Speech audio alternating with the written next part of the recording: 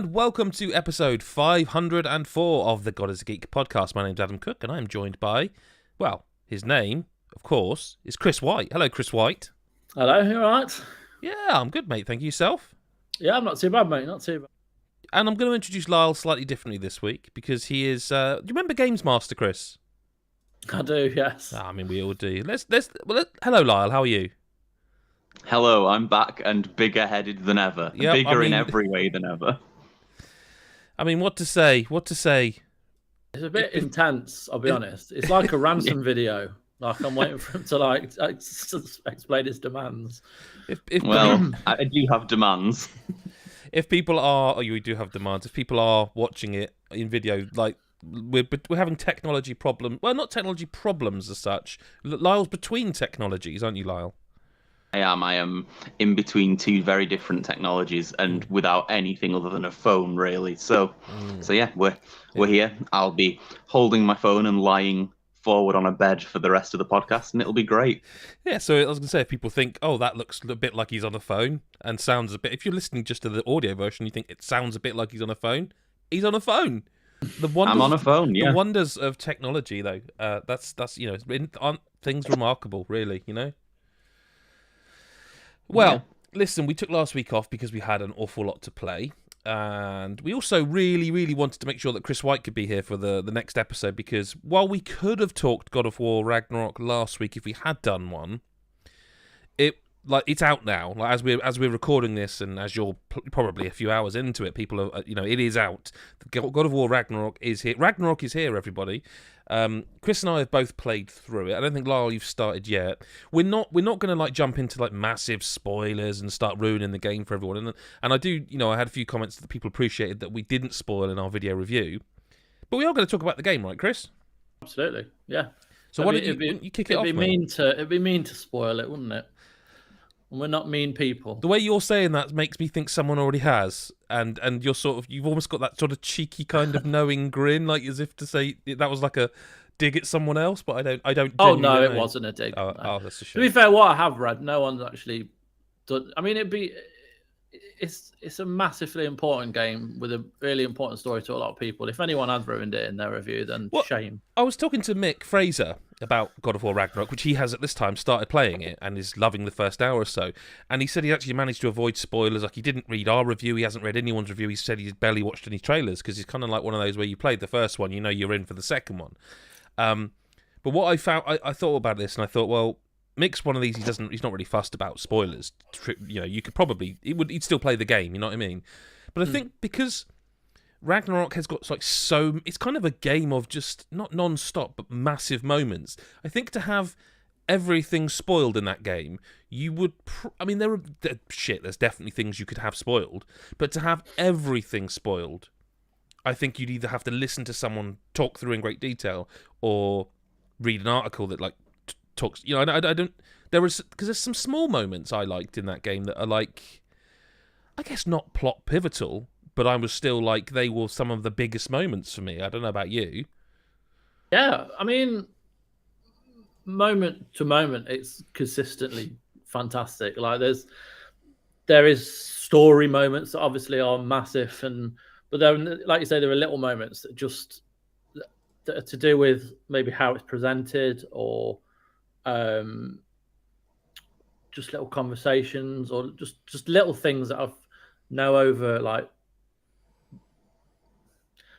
trying to be careful because obviously I try not to ruin anything. Character development stuff. Yeah, it's phenomenal, and it consistently as well.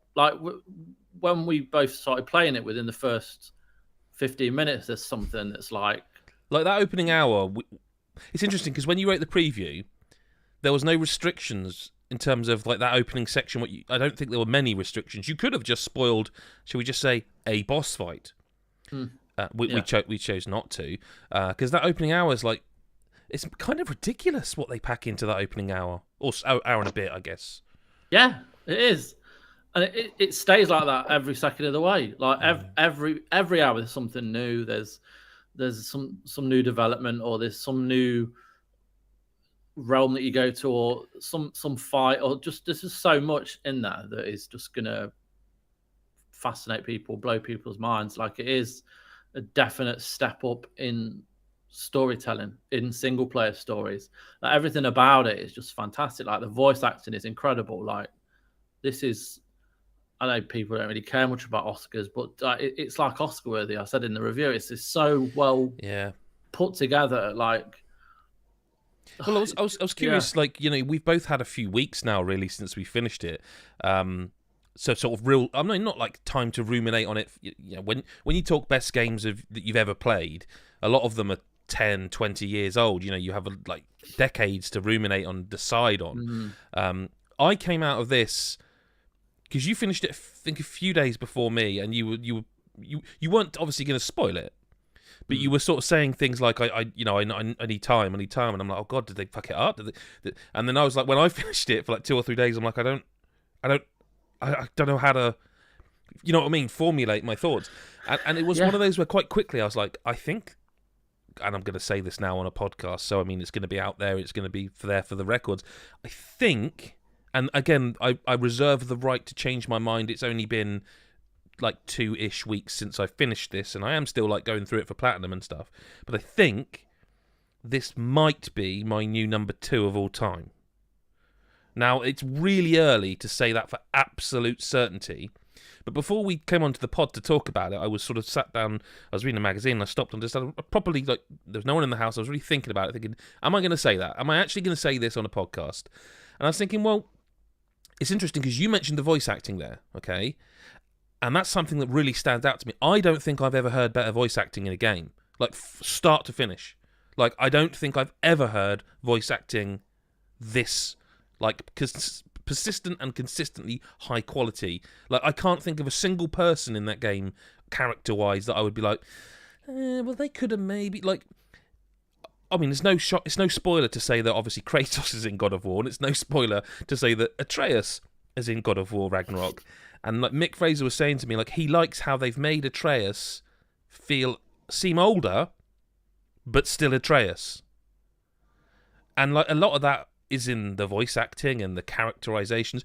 But I was just thinking about, like, I can't really think of a single thing about God of War Ragnarok where I'm like, well, they could have done this and it would have been better. I don't think they could have added anything to it, or I think as it is,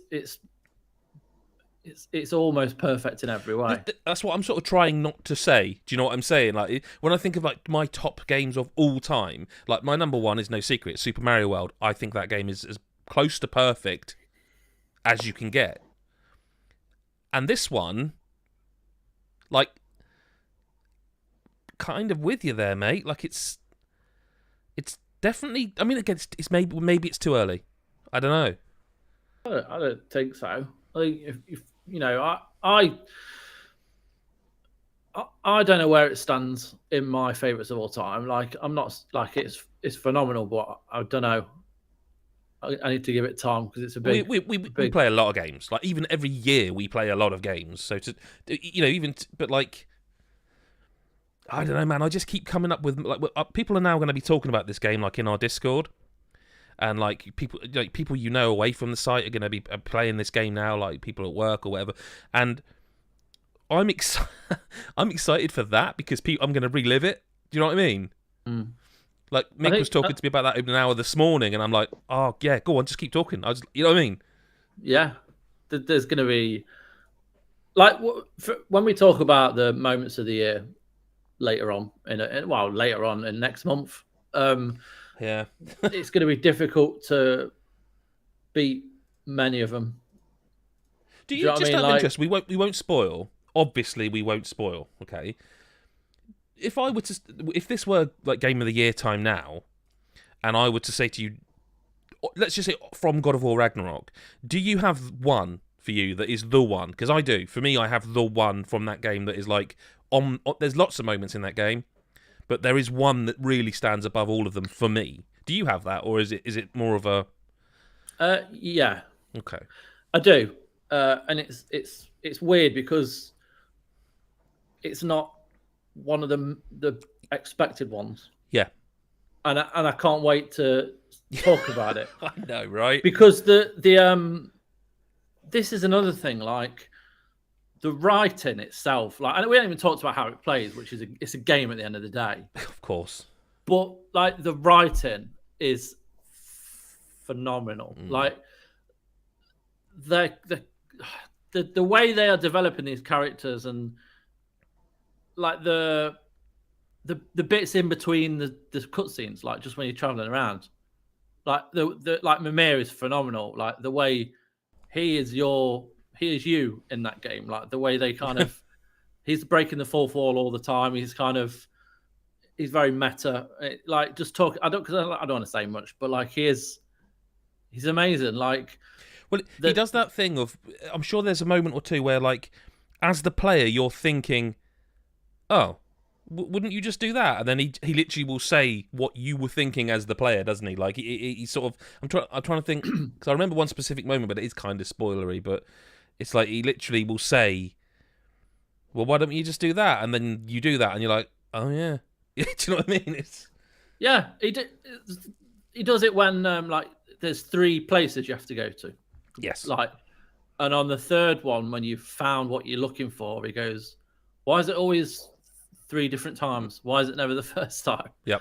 And like he makes a comment about Kratos, like, "Why don't you go in stealth?" Yeah. And Kratos is like, "No, not my." And he says something.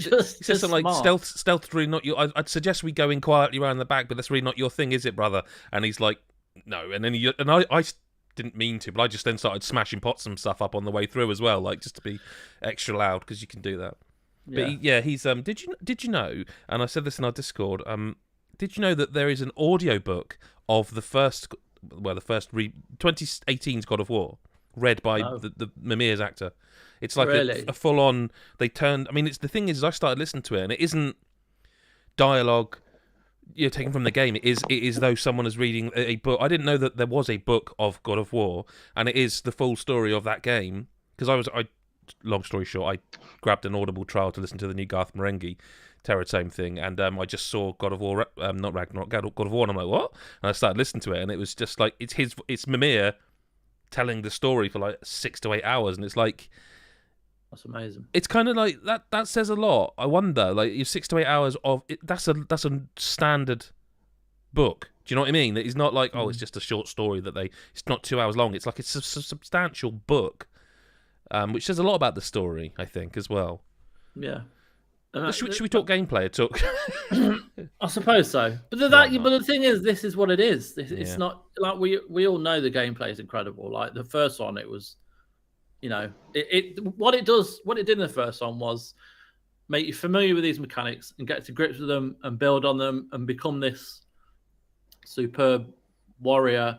And then it goes, here you go, have that as well, and gives you something completely new to do halfway through, which everyone knows. And if you haven't played the original, what's the point? Why are you here? Whoa now. Yeah, talking to you. So this one does something similar where it gets you familiar with the Blades of Chaos and the Leviathan axe, and then it finds new ways to use those, especially the Blades of Chaos, like pulling down like barriers and swinging across certain gaps, and then it throws something else at you later on that completely changes the way you play. Out of interest, Pardon? Because I didn't see that coming. I knew that sort of thing was going to happen, but having played all the previous God of War games, I thought it would be something else, and I was quite surprised by that. I'm sorry if you're listening. This is, yeah, I was, but the way they do it, like the dwarves. I'm going back to the story, man. But oh my god, didn't we interview the chap who played Brock? Was that you? Someone did. I interviewed Roger Craig who played Brock. I was like, when I was playing it, that kept coming to my mind, and I was like, I don't remember how that even came about. But let's go and look for that on GodIsAGeek.com. I'm sure that's we almost got to interview Bear McCreary, the composer, but he had right. He was ill. The soundtrack. I know. It's magic. It's a magic video game. It is. Like, everyone knows it's going to be good, but like, it's until you play it, it's hard to know just how good it is. Because like the gameplay is consistently fantastic, and the enemy to enemy fights are great, but then the boss fights are just insane. Like in the trailer, you are fighting two angelic looking Valkyrie things. And in the game, that fight is like one of the best of all time for Crazy, me. isn't it? And the ending to that is just that's the moment. You've got the whole build up to what's coming. Like, it's called God of War Ragnarok, so it's no spoiler to know that Ragnarok. No, I mean, it's literally called that. It's probably happening, and anyone that knows Ragnarok knows the kind of what that means. Yeah. It's mental, and like the way it's like you said, Adam. To me, it's ambitious. It's the most ambitious game you've ever played, and that ambition feeds into the story, the gameplay, the design in every sense, like level design, visually, like. Every realm looks incredible, and the attention to detail they've got everywhere. The Metroidvania-esque bits where you go into a realm and something's there that you can't interact with yet, but you know you can because it's obvious. And then later on, you get to go back and do all that. You know, it's funny. It makes you laugh. It makes you cry. It is. I have to. It's just the best. The best. Oh, I don't know, man. Because Elden Ring's here. It's hard for me. It's not the pod for that. But it's easily one of the top two, easily. And of all time, it's gonna be hard for people to. Do you know? Sometimes I wonder because there's elements of this. I'd be interested to hit, like, when obviously Lyle will play it at some point, I'm sure, but I will be interested because there are elements of this particular game that hit harder for me because of the age of my children, right? So I've made, there's Atreus is quite a young lad in the first PlayStation 4 title. I'm not. What is he about? Is he 16 in this? I think 15, 16. Probably. He's some, and my kids are that ballpark there. And do you know listen? The game itself plays incredibly. Like, we'll talk about it. We've got weeks of podcasts. We've got hours of game of the year stuff where this will all come up. The game plays wonderful. It's smooth. It's just the combat is just some of the meatiest feeling combat I think I've played. The story's amazing. Don't get me wrong, but for me, the thing that stands out above everything else. And I don't say this lightly because, like, the soundtrack, the voice acting, I already just said that the voice acting is some of the best I've ever heard. It's the character development, specifically from start to finish of this game, inclusive of the previous game, but the character development for Kratos, for Atreus, for some of the other characters, I'm not going to get into anything here, but the development throughout the 35-ish hours it will take you probably to finish the story is... I don't think I've ever seen anything like that in a game. I really don't. I mean, I'm sure someone will correct us, but I just don't think I've seen that level of development. I don't think there is, mate. I think people will argue it, which is fine. We welcome that. Well, opinion's opinion, but like... yeah, exactly. But you can't deny the quality, and that's there will be people out there who will call it a 7 because that's what they did with the first one, and it was solely to get attention. Did you actually see, on that subject, did you see apparently there was someone who gave it a 6 out of 10 and who has had death threats already? And it's like, come on, stop. Yeah, stop. Yeah, no, it's not. No, it's ridiculous doing that. But at the same time, it's not a 6. It doesn't matter what your opinion. I don't think it's not, like, how can it be a...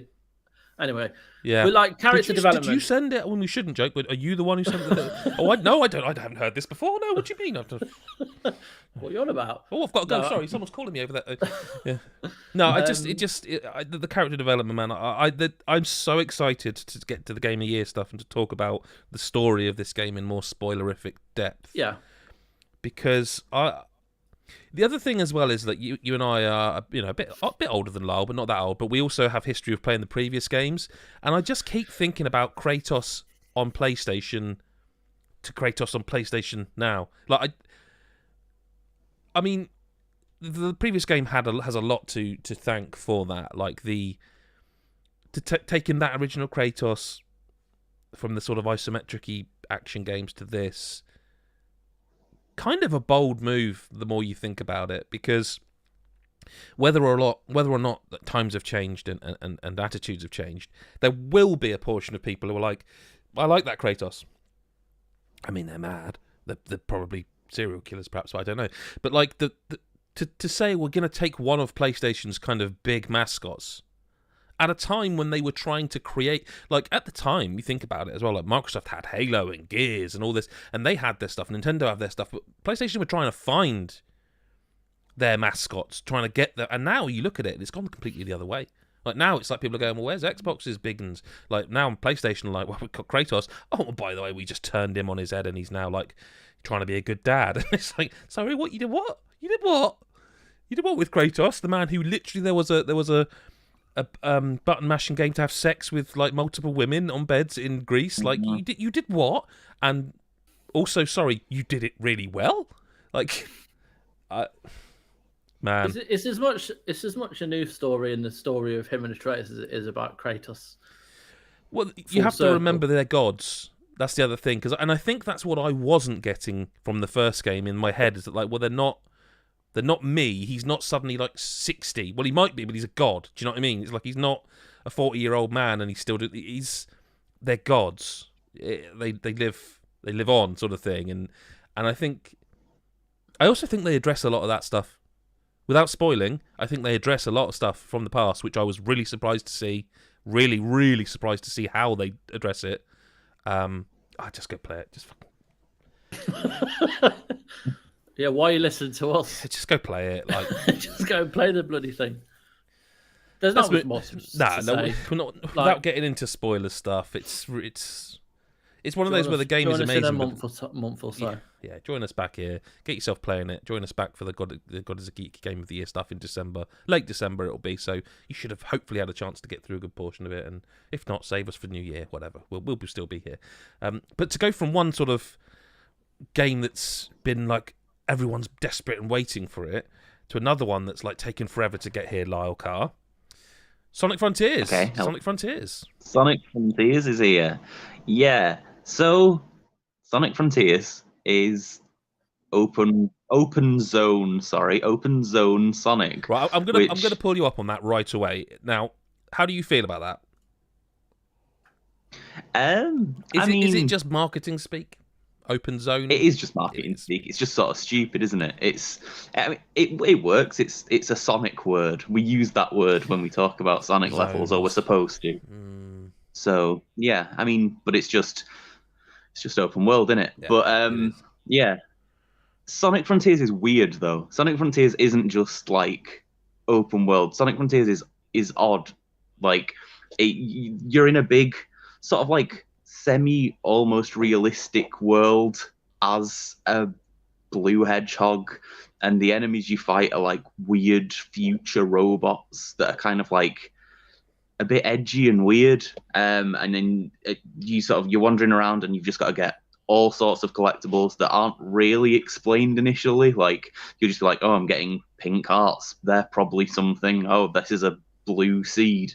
And like nothing. You're just sort of going around like, well, I guess I'll grind on this rail, and you'll do a big fun spin and bounce off some springs, and maybe do a dash at the right time or a homing attack at the right time, and then you'll get a new collectible. And it's kind of odd, but like once you get into it, like the loop really works. The loop sort of like you're exploring. There'll always be something to find immediately. You're always going fast because you're Sonic.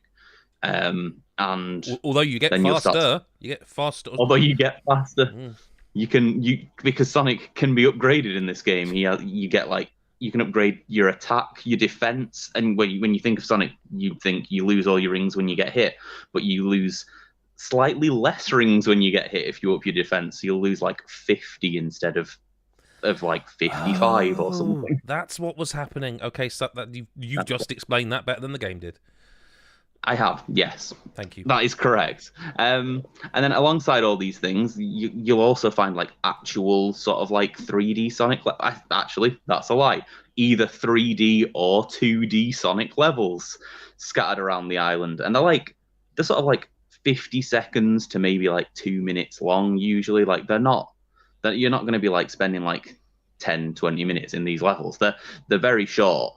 but they are like they have like each of them has objectives to do in the level, and you'll get like one of the most important like story progression. Okay, well, keep talking about Sonic Frontiers. I will do. So with like, I was curious, Chris. Have you had a chance to play any of it? I have. Like, how much? Like a couple of hours. Okay, so because no, go on. Go on. I don't know if people are. What do you make of What do you make of that? Let's say introductory period to the game. It's horrendous. Okay. Right. Yep. I don't like it. I mean, obviously, Lila's played more. Yeah. From my point of view, it's a messy few hours. And I don't like how it's telling me things, but it's not structured in any way. And like, I guess there's an element of go run free and find out yourself, but like, it's like there's these gems, there's these cogs, there's these fucking whatever, and I'm like, right, but it's not very it's not a cohesive. No, that's fair. Tutorial or experience. No. However, like I say, 2 hours is not enough to kind of judge the game. So the reason I asked you that is because the first 2 hours I played of it, I felt like I was playing a game where the developer thought I was in all the meetings with them.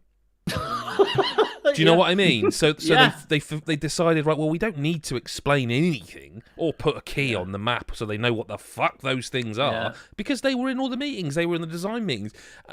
What I will say is once you get into I would say one more session with it and you'll find the flow.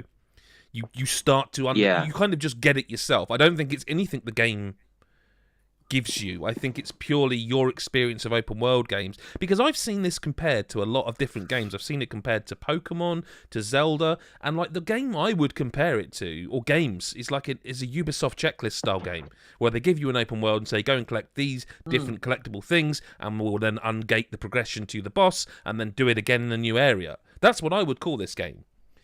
And I think part marketing has confused it, because they've been like the open zone stuff and hey, this, like, it's weird. It had loads of trailers, and yet I still want to start at it. I'm like, hit me, Sonic, what are we playing here? And then they start you with one of the 3D levels, which is like, oh, why would you ever do this? That's a choice. Why would you? And I honestly, I started it and I'm like, no, why? And then you get, like I say, after the sort of 2 hours ish, it's quite a lengthy onboarding. And when you click with it, not the game helping you, when you understand it, you're like, okay, we're playing one of these kind of games. And I actually started to enjoy it a lot. Not like, I mean, what did you give it last? 7.5, wasn't it? 7.5. Yeah. I'm with you, totally there. It's actually like, it kind of reminds me of Assassin's Creed, where they got that first game out the door and everyone was like, yeah, this is really good. And then the next one was like, oh no, this is really good, because you've taken that, iterated upon it. But like, I can't. I think you said it in your review, Lyle. Like, this feels like they've almost grabbed things from all these different other games and just gone, now it's a Sonic game. Like the enemies, the world. I mean, the music, I think, is what's making people go Breath of the Wild. Oh, don't you think? Yeah, definitely. I can't think of anything else that's very Breath of the Wild, really. It's quite green when you start. Quite green when you start, and I guess like it's sort of like it's a very big shift in direction for a long running series too. So I guess that's kind of a similarity. But yeah, the music is like sort of really like very low key and very emotional, and you're just running around grinding on rails and going really fast, and then there'll be a cutscene and Sonic will say something really stupid in his new, deeper, bizarre voice. Threw me off as well. Yeah, it's so weird. What the hell is going on with his voice? That's a buff hedgehog. I wasn't expecting him to speak. Well, I don't know what you guys were thinking. For some reason, I think maybe because I'd last played like Generations or something, I wasn't expecting him to. I mean, of course he speaks. They all speak now, don't they? Yeah. No, I was expecting him to speak. I wasn't expecting him to speak like that. well, but even then you meet Big the cat, and then you meet Big the cat, and he's still like, hello, Sonic, I'm Big the cat. And you're like, What? Oh, why? I don't know why they did so many things. What's really weird as well is obviously this is them being like, we need to make Sonic a different direction. Yeah. Sonic, everyone laughs at Sonic. Sonic's bad now, so we need to do something to make Sonic good now. And in what they do is like they have this game where there'll be like lengthy cutscenes where characters talk about boss fights from Sonic 06, and you're like, what are you doing? Yeah. Why are you bringing that Stop up? reminding us they exist. It's so weird. I don't understand. I basically don't understand anything about the direction they wanted to take with this game. But in doing all these strange, disparate things, they've made, like, at least to me, like, the most compelling Sonic game in years. And alongside that, like, the direction I'd like things to go. But, I mean, they've also done some strange stuff that they maybe shouldn't continue. The loading screen. What do you want to call them? Like tutorial / challenge? I don't know what they are. There's you have tutorials of how to do moves in the loading screens. It gives you but star there's a time rankings limit, as well. and you get stars. Yeah, And you get stars for how for. many of them you can do within a time limit. I don't think that's for anything. Okay. I think they just Fair thought enough. I think they just thought it was like a good. No, I wish I had. I wish I would have loved to have been the person who did that and got all the clout works. for that on social media. Yeah. No, I've seen it. Do you know what? I am actually genuinely slightly disappointed in myself for not doing that. I'm surprised at you. Because, like, if there's a game, like, I mean, I did it in God of War when you're in the snowy area in the first game. I don't want to see if I did it there, and the fact I didn't do it with an actual. Yeah, no, I'm quite disappointed. I didn't. Right. No. You learn from your Yeah, mistakes. you did then, obviously. Oh yeah. First thing you did. Yeah. It was. It's like, you could run around and connect a line. Yep. I can't believe I didn't. That does feel weird. Just would have thought that would have happened. Did you do it?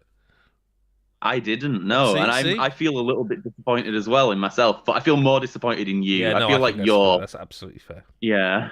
The penis expert. 100%. It is. There's the new title. I was going to call this Big the Cat, but the penis expert's far too good to not have as a podcast title. I will say, right, like, it's a game like like all Sonic games. It's one you can easily poke fun at and have a laugh at, but it is actually. Like, I was surprised when I went back to do like a little bit of pickup capture because I'd forgotten I hadn't captured any fishing, and when I loaded up my save and it was like 5.5 hours, I was like, really? I can't believe I've played 5.5 hours of this. I didn't think that. It's like, wow, okay, it's got something. I mean, it's not. Listen, it's not going to jump into any of anyone's top 10s of the years, I shouldn't think, but I think should they have released it at a different time. Do you know what I mean? It's up against some pretty stiff competition, and it's toward the end of the year where people are thinking, oh, I want to catch. Oh, that game's on offer now, and it was out in February. Triangle strategies on PC, stuff like. I don't know that there's much crossover between Tactics and Sonic, but like, no, it's got something. It's definitely got something. I don't. But that kind of almost sums it up. Is that they realised it was almost like prototyping, and they're like, there's something here, isn't there? Fuck it, just carry on. Just add more. Some of the boss fights are like, put fishing in it. Like the first boss fight you do, you have to run up its arms, which you probably have you done that, Chris? Where you have to run up. It sometimes just doesn't work. Like I found you run up it, and it was sometimes just you'd be stuck underneath it, and it's like. I had a real problem with the controls as well. Like, go on. Like trying to get on a platform. So there's like you press square to interrupt like automatically homing and like Sonic. You do that, and then there's like a platform at the top. Yeah. And I'm not sure if I'm supposed to press square again to get on the platform or jump. Or no, you have to actually once you go you have to actually move a little bit to get yourself. That threw me at first as well. But again, I will say a lot of that kind of. It just comes, doesn't it? Yeah. Like you just kind of yeah, that's fair. Eventually, you'll sort of understand how Sonic controls and what sort of distances you'll do what and that sort of thing. But I'll also admit it does feel, especially initially, kind of weird where you'll bounce off these springs and be like, and I'm going to land on this platform. Oh no, I've gone. Yeah. No, I'm on the ground again. You go up to like directly vertically, and then you're like, oh, there's a platform. Then just go back down where you came from. You're like, not to shit on it while we're shitting on it, but. Like the desert area frustrated me a bit because I kept finding like I wanted to go to some other place and I just couldn't quite find my way out of the central, like the bits that are very much walled in. And then it was only when I went back to do the fishing thing for the capture that I realised, oh, there's fast travel. Well, there is fast travel. Sort of. You have to unlock fast travel by fishing a specific scroll out of the lake in every area. Yeah, it's not like and it's not like, oh, hey, listen, go fishing once and we'll unlock fast travel. It's like, no, go fishing for a while until you randomly find this scroll, which will unlock fast travel to that item. But keep fishing, because then you might unlock another scroll for the other upgradey person, which is kind of what you'd ever want to fast travel to, isn't it? And yeah, it's such a strange video game that I kind of do recommend it because of how strange it is. Like, you don't get many games like this nowadays where you're like, what the hell is this game? You know? No, I'd say so for sure. Yep. That's good. That's helpful. Fair enough. There's that no, I'm not going to do the obvious joke. Oh, you want to, though. Oh, God, did I ever want to. But if you're watching the video, you know exactly what it is, and I don't even need to say it. Let's give ourselves emotional whiplash and move from Sonic Frontiers to Tactics Ogre Reborn, Lyle. We don't have to spend forever on this. It is the third time this game's been released, but I think people want to know what it's like. It might be more than 3 times. I was trying to sort of look up the history of this game, and it's a very old tactics game that's been modernized quite a few times, and this is another time of it being modernized. And I mean, it's very, very good. For how old it is, it's very, very good. It feels like it feels, like your Final Fantasy Tactics, your all the sort of old fantasy style tactics games you've played. I mean, it feels quite a lot like Triangle Strategy of this year.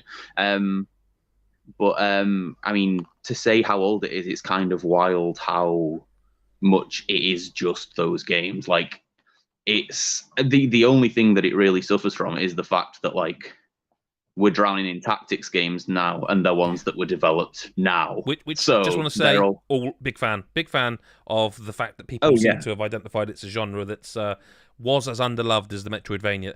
Just for the record, Tactics Ogre came out originally 6th of October 1995, apparently. PlayStation Portable, SNES, PlayStation. So there's obviously some remakes even there. Yeah, they're later released on Saturn in 1998 by Atlas, which I wasn't aware of. This is an old video game, but like you say, it's really. I only played like the first chapter, and it's really odd that it's by Square Enix, who put Triangle Strategy out on PC. What, a week before, 2 weeks before? I mean, yeah, it's within a month, isn't it, of Triangle Strategy releasing on PC, and I mean, it's hard to say to anyone, well, if you're going to pick one of these 2 games, well, you pick Triangle Strategy, don't you? Because it's modern and it's really, really good. And not to say that this game isn't good, but, this is a game you'll be putting, 40 hours into or something along those lines to beat it. There's like you can rewind sort of to different points in the timeline and play different branching paths. Like, this is a dense game which you could be playing for a long time. And if that's something that you desperately want, obviously this is going to be a great for you, especially if you love tactics games. You kind of want to see where they came from, where they almost originated from. But like, if you've got plenty in your backlog of more modern games, more modern tactics games, if you haven't played Triangle Strategy yet, for example, like, well, Triangle Strategy 2 is January, isn't it? Or February or March? It's early next year. Triangle Strategy 2. No, sorry, Octopath Traveler is what I'm thinking of. Yeah, sorry, no, there's no Triangle Strategy 2, is there? Have I just made up a sequel? I didn't think so. I thought you did just announce something for us all. It's genuinely a mistake. I don't know nothing. But like, would you? So say someone has played Triangle Strategy. Would you then go play Tactics Ogre Reborn, or would you even then go Fire Emblem Three Houses, which is the tactics, but it's kind of got that more of an RPG element as well, hasn't it? And I didn't play Three Houses, so that's a harder one for me. And I want to. I wish I had. But I mean, yeah, if you really want like that pure tactics, you want it to feel as much like, because Fire Emblem, I feel like the tactics is kind of different. Like, it doesn't feel as like you don't have like different skills and abilities and stuff in the same way that you only select like your special magic powers and stuff. Like everyone just sort of has an attack, if you know what I mean, or I guess a weapon type of attack. I feel like it's slightly different. So maybe if you want something that's more like traditional, more feels like almost like exactly like Final Fantasy Tactics or something, like Tactics Ogre could be the one for you. The fact it's called Tactics Ogre annoys me because I'm already having to say the word tactics repeatedly in conversation, and it just makes everything sound like nonsense. Well, and it annoys me because it's not called Final Fantasy Tactics, because for some reason Square will happily remake this, but nobody seems to want anything to do with Final Fantasy Tactics, which is... No, they did on the PSP, but this got remade on the PSP too, so you'd think... I mean, do you know what? I've just thought, another game, not quite in the same exact genre, but Deerfield Chronicle is another one in that kind of, and that's a new game, and it's arguably better looking, and it's got a bit more. I don't know. I think I'd go that over this, but I mean, I think the main issue is like if this had released like 4 years ago when we weren't really getting that many of these, even 4 months. Well, yeah, even 4 months ago before the. But it's a very impressive game for how old it is. Absolutely. They haven't had to do that much to it. I think it's very similar to the PSP game, to be honest, a bit polished up. I mean, the visuals aren't incredible, but they're not terrible either. Yeah. They're fine. It's good. It's if you really want to play a lot more tactics, just get this. Like, there's an audience for that probably. Well, let's move on to another game that we haven't talked about yet. I've played a couple of hours of. You've played a lot of. It's Ghost Song, which is another humble game that the publisher on a roll at the moment, really, aren't they? Yeah, definitely. So, Ghost Song, it always feels a little bit like when you sort of say the X game is these two games combined. It is. This really is. But this is Metroid and Dark Souls, and like exactly Metroid and Dark Souls. Like you put them in a machine, and the machine made this. So you're trapped on like a very desolate, very sinister alien planet, and you're called Dead Suit, I think. Yeah. You're just sort of a robot suit of unknown origin with someone in, probably. And you just sort of have to slowly explore this planet. You'll eventually find people on the planet at different points, and everything's it's not a fast-paced game. Everything, the movement and combat and things like that are very like deliberately heavy. Like you're not like zipping around like an Ori or equivalent Metroidvanias, but you're just wandering around this creepy world with horrific, like actually genuinely terrifying sometimes monsters, and fighting them with your arm cannon that you would expect from this sort of game, and you also have like an up close attack. It's kind of interesting because how the combat works is if you sort of switch from your ranged attack to your melee attack, because you fired your gun and it's starting to overheat, you do more damage because it's hot. So you're like hitting them with your hot arm. That's definitely how they call it. And it's like, it means you sort of have to switch things up. It's very sort of like it's very thoughtful like that. And then the Souls elements are all the Souls elements you expect there to be. There's you collect like a currency that if you die, it's left there, and you have to go and try and get it again. When you die, you lose a bit of your max health, which I know you thought was one of the Souls mechanics they shouldn't have taken. Well, I think that the thing is that's the Dark Souls 2 very much idea, and I think even FromSoft dropped it pretty much. Like you don't, because like when someone's struggling with difficulty, the last thing you need to do is then go to them, sorry, we're going to also take your health away every time you die as well. Like it's not, I know it's not as egregious in this game as it could be, but no, it's not that noticeable really. You have to be looking out for it. Yeah, but, I mean, I hadn't played far enough to know for sure, but like, it doesn't seem to take. If you're watching the video version of this podcast, you can see footage of it in the corner now, and it's like the little red bit from the green health bar is. It does some weird stuff as well, like when you jump up, it just creates that bar for you to stand on, which threw me a bit at first. But I do like it. It's very interesting. I will say the audio is phenomenal. I don't know if you played much with headphones on. Like the audio, I was like, yeah, this game's fine. And then I actually thought, I think my wife was watching Strictly or something, so I put like the headphones on. I was like, oh, wow. This has got some incredible audio design. That the ambient sounds and the enemy screeches and like, yeah, wow. Really, really well designed audio.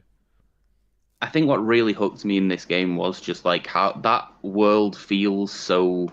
It feels so like realistic and alien at the same time. Like it feels like if you were trapped in some mysterious alien planet, that's how you'd feel, and it would be terrifying and lonely and weird. And then as you continue on, like, and start to meet people, everyone's kind of odd in an almost Souls way as well. Like they'll talk to you and you'll just be like, what the hell are you talking about? You're just spouting a random few lines of nonsense at me. But then eventually you sort of slowly get to know all these people and find a camp of them, and like you get to some quite sort of touching moments eventually and sort of learn a little bit more about everything. And I mean, like, you know, Souls games as well, the boss fights are really, really, really good. Like there's some go on. Really like there's just some really like tough, like you'll need to learn the patterns. Like you get a dash fairly early on that gives you some invincibility, so you'll really have to be using that effectively to even remotely survive. And just everything about the game really clicked with me. I think it came along at the exact right time where I was just like, I need something to really immerse myself in, and you can't really get that much more immersive than this. No, I do really like this game. The only thing I would complain about is that I am, and this is a me thing, so don't take this too much to like the game. Anyone who's thinking of grabbing it, I think it's in Game Pass, isn't it, as well on Xbox? If not, it's definitely on Xbox, but I'm playing on PC. I am a little bit tired of people aping FromSoft. Like I'm a bit tired of the death/punishment aspect of these games. I think it'd be a better game if it were just a Metroidvania. But that's just me. I think that about a lot of these kind of games. Like I don't need that level of punishment in every single game like it. But then I wonder, perhaps they were worried, would people go, oh, well, you'll just copy a Metroid? It's like, well, yeah, but like there's not many that do that well, and this does it well. So I'm and it is important to say quite how Metroid it is. Like all your abilities, like the world, like it feels incredibly Metroid. Like there's nothing about like you hold a shoulder button to like manually aim where you're pointing your gun, or you can just sort of fire it forward as you go. Like it's all the exact, like even the controls, like it's pretty much how it works. So I can see that, but I mean, I definitely in terms of personal taste, if like the FromSoft elements aren't for you, it will probably make the game worse for you, like no doubt. I mean, I'm fine with it, if you know what I mean, but I'm also like, it's just, I feel like it's a missed element for me, but like, yeah, whatever. Well, listen, there is another reason that we had to get Chris White on this week, because we've now backed ourselves into a corner where we kind of have to have a Chris on the podcast to do listener correspondence. So that means it's time. It's time for White. Listener correspondence. Hang on. It's time. White. Oh, actually, he doesn't do it there. It's time. Chris White. Chris White. Chris White. No one will ever say that I don't try. Over to you, Chris. Is the jingle finished now? Yeah. You can go for it now. Yeah. Thanks, mate.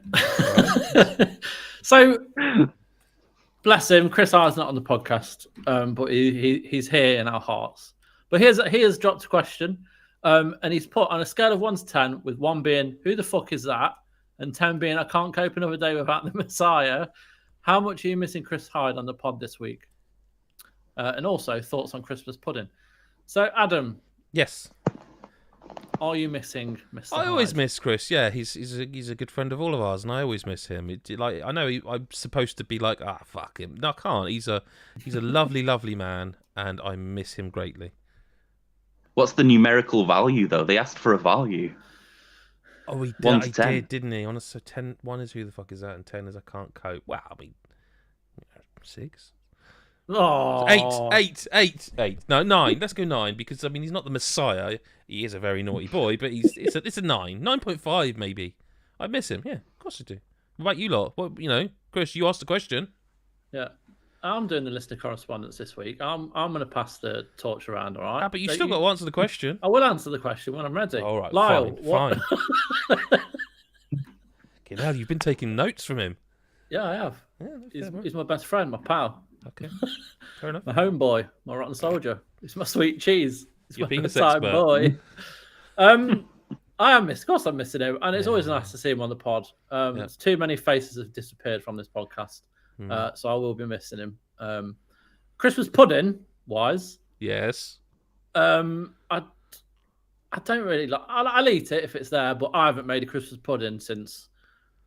Well, I would say since I'm married, but that's not true anymore. So since since I've been living away from my parents, I would say I don't really like them.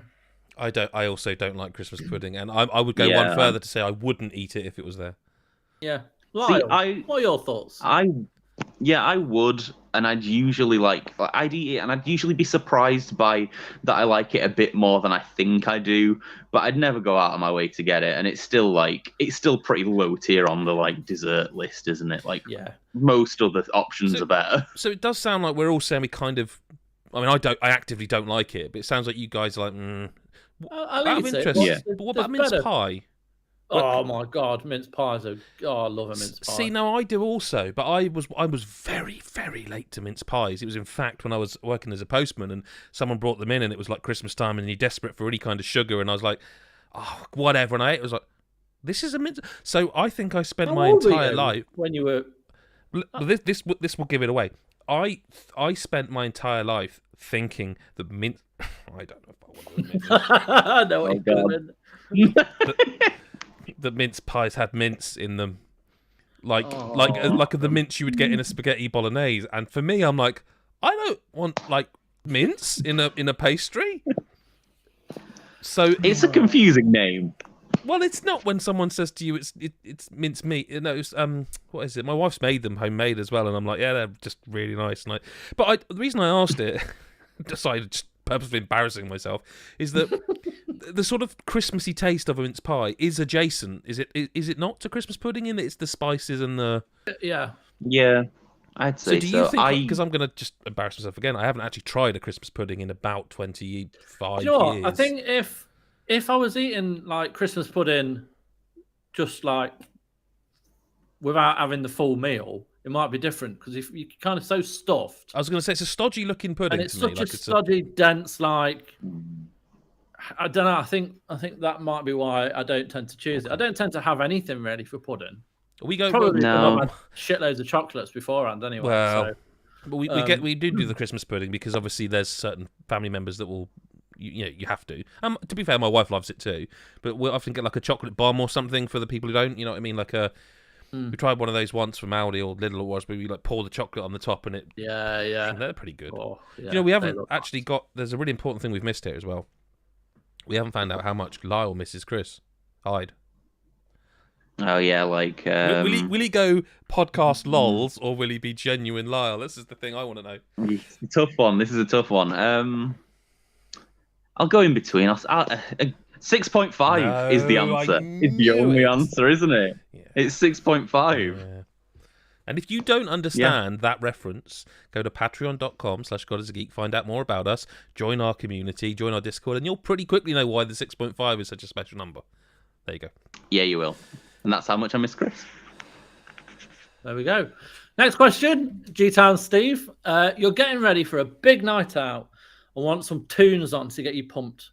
What video game song really gets you in the mood for partying, not for sex? For partying. I thought that's an interesting question. On the flip side, I misread that question and thought it was I thought he'd put what video game song really gets you hard. So you went somewhere in the middle of them all there. Fucking hell. Do you guys listen to video game music then? Generally speaking, if you stick some headphones on and you do orchestral stuff. You do so scores when I'm studying for uni or I do have quite a few on. A lot of and also when I play D&D, what you have it in the background, Elder Scrolls related.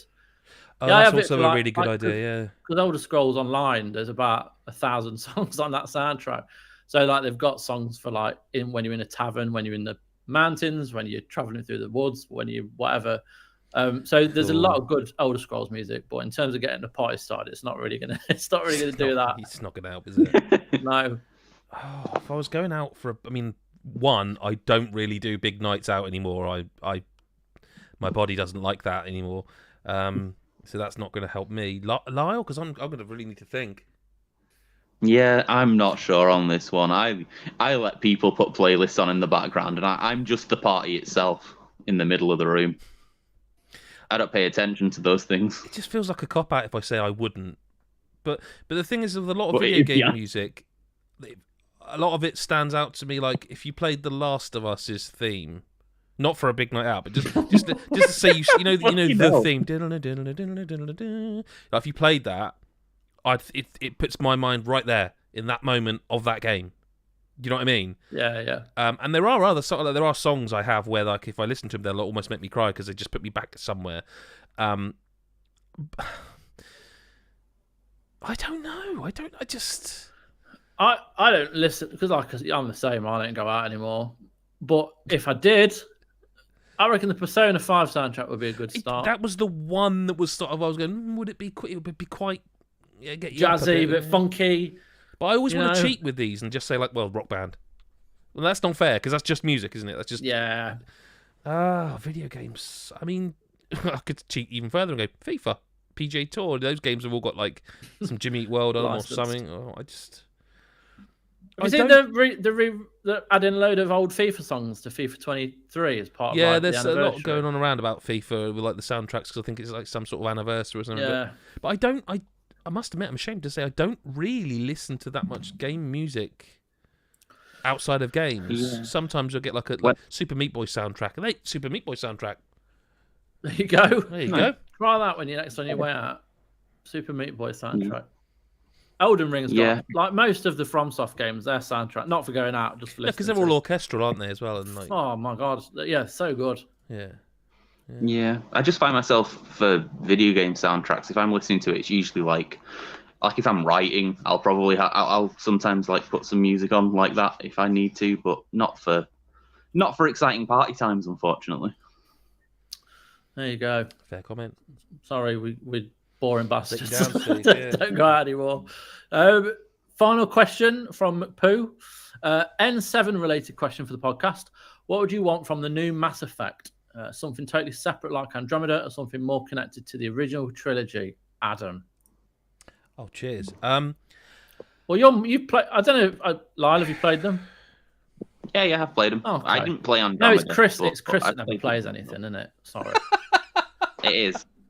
That's true, and he's not here. He's taking he's taking his place literally as the question man, and still.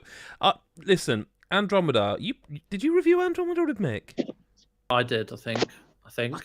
Or was it Nicola? Yeah.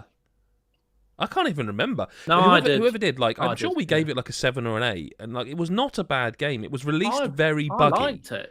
It was buggy. It but wasn't. The actual game when they patched it all up and when it was actually a good game. But the reaction to it, I mean, when he says, "What do you want?" I mean, the reaction to it, I was going to say, makes me think they wouldn't dare try to do something new again. But like, what does that mean if they don't? Like, what would it mean to you if they didn't try to do like Mass Effect new? What would if they tried to do? I mean, I suppose Mass Effect 4. You know, like difficult because they fucked the ending so badly. Like, how'd you go back to the original 3? Because the outcome's pretty much you can't really. You can't. Yeah. So Andromeda was they kind of backed themselves into the Andromeda corner, and the only thing they could do is to go way over there and away from all of that. They retcon it somehow, or do a. Well, I don't know. Would you want a new Mass Effect? I mean, I know they are making one anyway. Or would you like them to fully remake Mass Effect in the way that they are with Dead Space? Say, I don't want them to touch the originals again. The Legendary Edition was great. Yeah, don't do it. If you need to make another Mass Effect, make a brand new one, and really focus on the telling a brand new story in that universe. And take your time, Take your time. Make more effort in the mechanics and doing something different, and don't rely on the past to create a game for the future. That would be my. I mean, what do you want from the new Mass Effect? For me, it is take your time. Do not whoever EA does it. Do not put pressure on BioWare. Let them make the game, and if that means we don't see a Mass Effect until 2025, that's fine. Listen, there's enough to play. As a fan of Mass Effect, I'm even going to say I'm giving you fan permission from me. Make some shitty mobile knockoff and make some money on that off the Mass Effect name in the meantime, but don't rush a new Mass Effect out the door. Don't give anyone the option to do what we did with Andromeda, which was take a pretty good game, actually, and shit all over it because of some weird eye bugs and some stuff that was present. No one's saying it isn't, but was not. Is a 50-hour game. You know what I mean? Well, 30 to 40. So that would be it for me. My one thing is do you know what? I don't care. You do write like you should have done with the ending of 3. Write the story you want to write as the developers. Don't be influenced by anyone outside of it. Tell your truth, as it were, and take your time. And I'll play it when you're ready for me to play it, because I love Mass Effect series, and I never finished Andromeda, and I feel like I almost got put off by the people going on about it. I mean, there's another reason I'm really glad I'm not on social media, because I felt like social media kind of ruined that game. And it wasn't that bad of a game. Most things are ruined on there. That's true. I'd like a Garrus prequel. Well, that's would you? That's a nice idea. That's something they could definitely, like Tales from the Borderlands.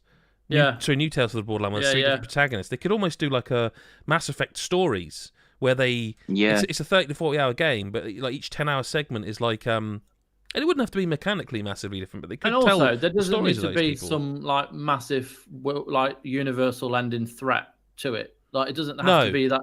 So there doesn't have to be a definitive like battle like with Mass Effect or with stuff like that. What was the name of the character, the female character, skinhead with all the tattoos?